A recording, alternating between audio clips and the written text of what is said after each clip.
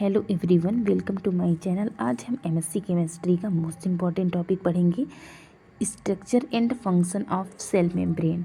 Cell membrane, plasma membrane, मतलब cell membrane को ही प्लाज्मा मेम्ब्रेन कहते हैं। ठीक है। इंट्रोडक्शन।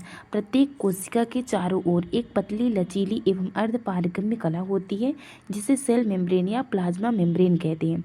प्रत्येक कोशिका के चारों ओर एक पतली, लचीली एवं अर्धपारगम्य कला होती है जिसे सेल मेम्ब्रेन या प्लाज्मा मेम्ब्रेन कहती हैं। जंतु कोशिकाओं में यह बाहरी आवरण बनाती है, जबकि पादप कोशिकाओं में यह कोशिका भित्ति के अंदर की ओर स्थित होती है। स्ट्रक्चर मतलब सेल मेम्ब्रेन का स्ट्रक्चर। सबसे पहले आउटर प्रोटीन लेयर बनाएंगे जो 20 एंगस्ट्रॉम है। Then cholesterol and of fatty acid group, फिर फॉस्फेट ग्रुप बनाएंगे, basic group of phospholipid inner protein layer. इनमें इधर से सबकी इनर लेयर 20 एंगस्ट्रॉम पे है, middle layer 35 angstrom, outer layer 20 angstrom. यहाँ पे हाइड्रोफोबिक एंड। इसका स्ट्रक्चर आप लोग अच्छे से बना लीजिएगा। ठीक है।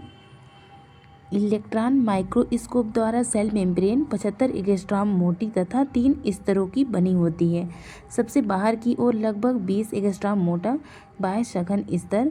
देन सेकंड, अंदर की ओर 20 एंगस्ट्रॉम मोटा भीतरी सघन स्तर। देन दोनों स्तरों के बीच पीले से रंग का 35 एंगस्ट्रॉम मोटा मध्य स्तर, इसे लिपिड स्तर भी कहते हैं। संरचना से जुड़ी विभिन्न संकल्पनाएं।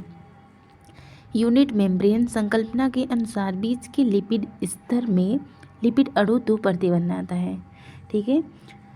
रॉबर्टसन ने सेल मेम्ब्रेन की इस रचना का यूनिट मेम्ब्रेन मॉडल प्रस्तुत किया था। सिंगर व निकोलसन तरल मोज़ेक मॉडल प्रस्तुत किया था। तरल मोज़ेक मॉडल के अनुसार प्लाज्मा झिल्ली द्विआण्विक लिपिड की परत से बनी होती है। ठीक है। Function of cell membrane. कोशिका के बाहर रक्षात्मक आवरण बनाती है।